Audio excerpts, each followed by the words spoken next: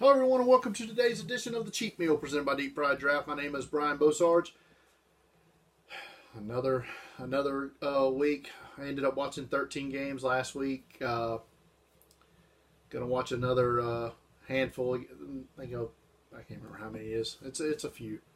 So we're gonna preview those in a minute. We got some news to get to, and we're gonna talk about the draft order a little bit as it is right now. College football news. Michigan State junior running back L.J. Scott was cited for the 7th time for driving without a license. Dude, get this dude an Uber or a bike or something.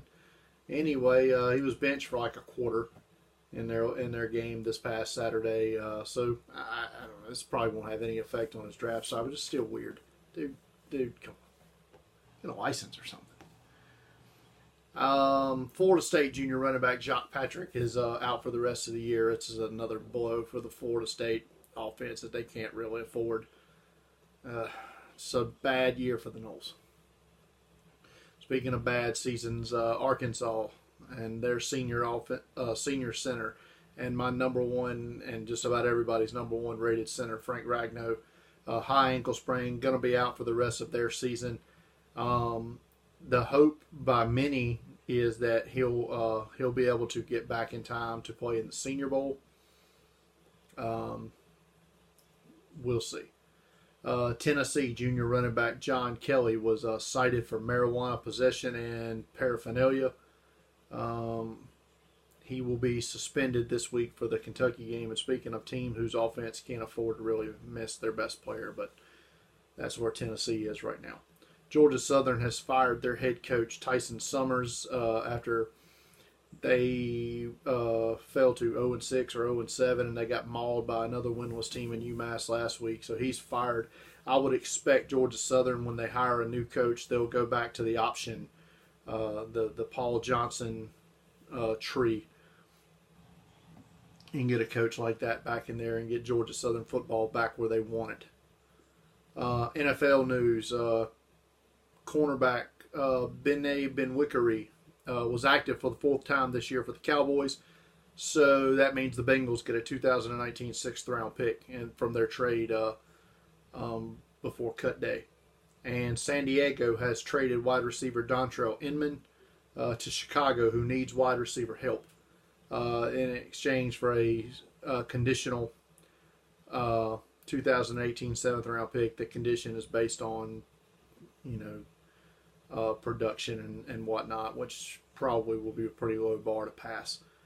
We want to talk about the top 10 right now as it stands after 7 weeks in the NFL.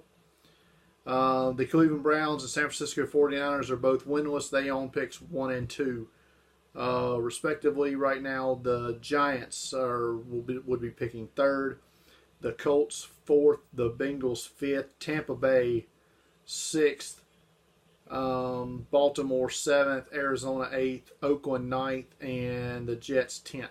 There's about 4 teams there that are a little surprising about where they're picking. Me and everybody else thought the Jets would be much, much worse than what they are. I didn't expect Cincinnati or Tampa Bay to be picking where they are, and Oakland either.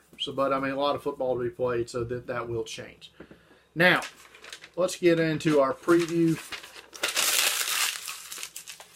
And let's start with the game I'll be watching tomorrow night at 8 p.m. on ESPN. It's Stanford at Oregon State. Stanford junior running back Bryce Love, the leading rusher in the nation, and one of the top running back prospects for the 18 draft. A little banged up, may not play. Probably a game time decision, so we'll look for that. Oregon State, last time I watched them was in week 0. They got throttled by Colorado State. So let's see if they play a little bit better. I doubt it. Their record says they probably won't. They're already on an interim head coach as well. On Friday night, Florida State is at Boston College. We talked a little bit earlier. That's game 7 p.m. on ESPN. Seems like every time they play this game at Boston College is on a Friday night. It's odd. But anyway, talked about Jock Patrick being out. Florida State has to win this game. This is a must-win for Florida State. They have to win 4 of their last 5 to go to a bowl game. Not impossible, but it starts with it has to be a win here in this game. For Boston College, we're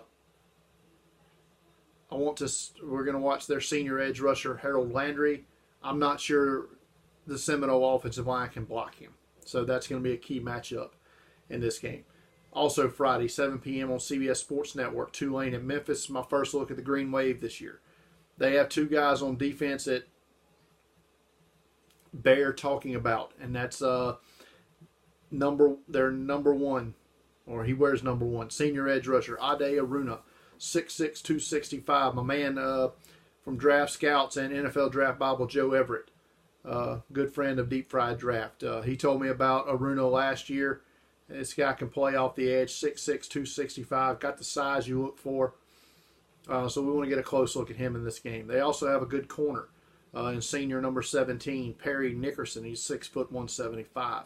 He'll have his hands full if he is indeed the one trying to cover Memphis senior wide receiver Anthony Miller, who right now probably going to get my, if the season ended today, he'd get my vote for the Blitnikoff.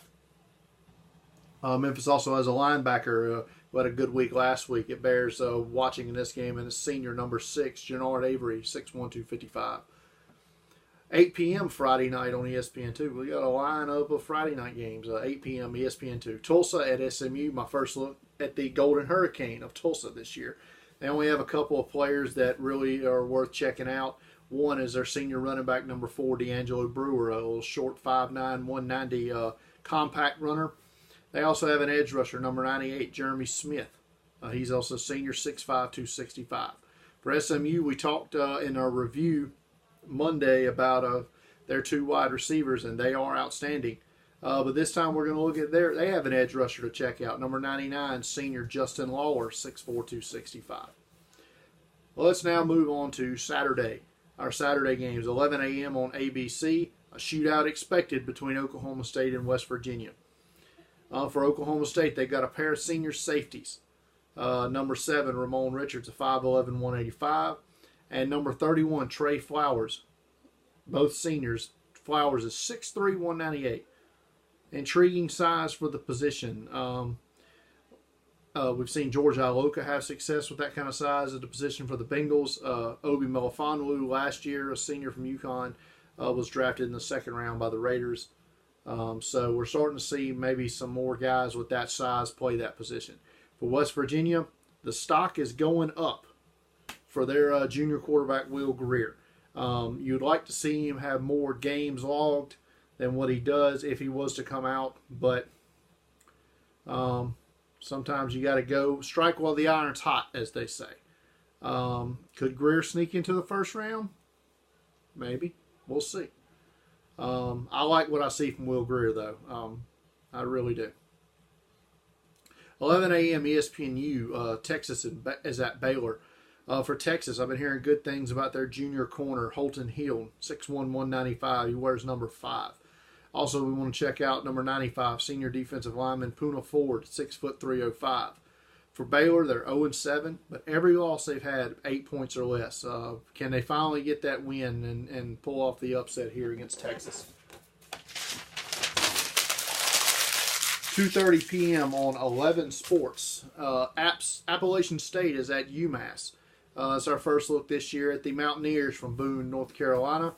And they've got a quarterback that bears watching, senior number 11, Taylor Lamb. He's 6'2", 200 pounds.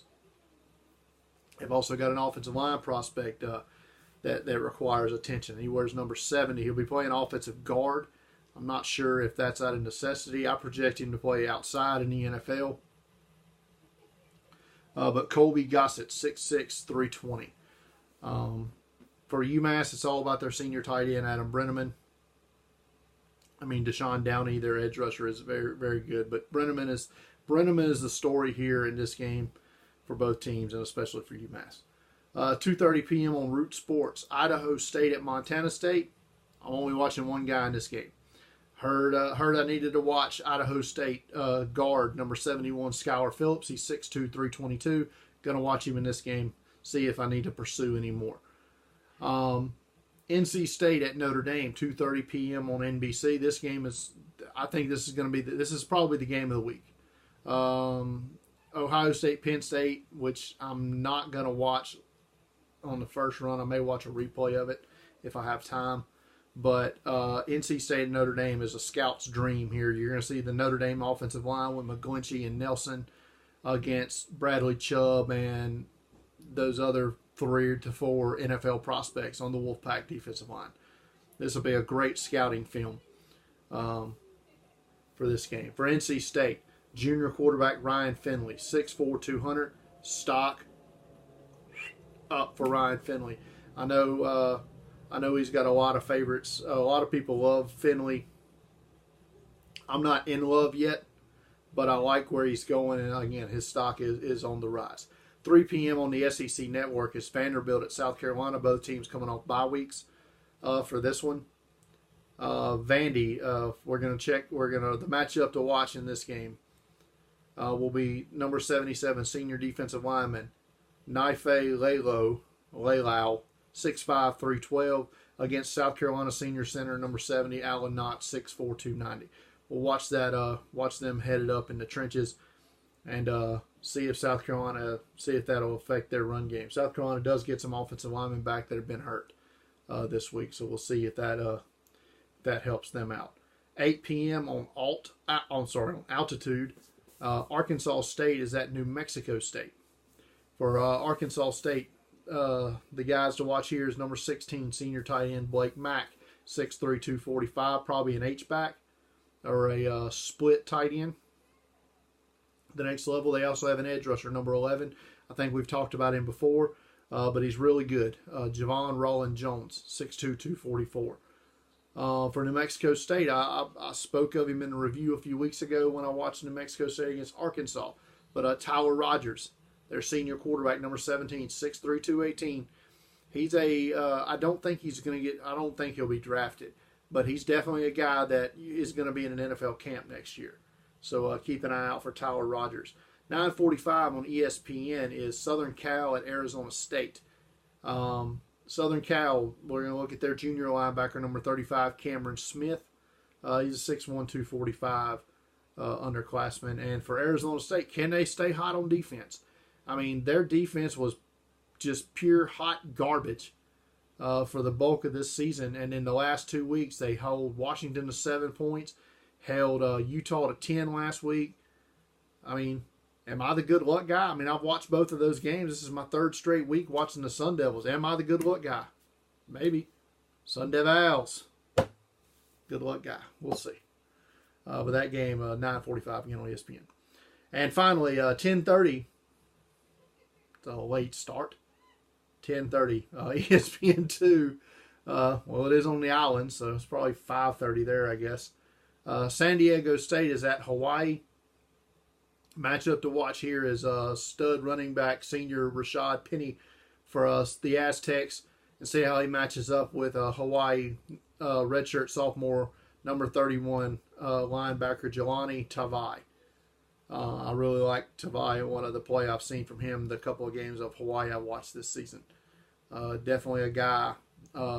2019, 2020 could be a player. So that's going to do it for this week's cheap meal, unofficially sponsored by Dr. Pepper. Drink it; it's great. As always, follow me on Twitter at Deep Fried Draft, Facebook.com/Deep Fried Draft. Search YouTube for the cheap meal for Deep Fried Draft. Hit subscribe so you get notified when these videos go up. And download the Bumpers app in the App Store and subscribe to the Cheapest Meal podcast so you can hear all the weekly reviews of these games that we just talked about. Thanks, everybody, for watching. Later.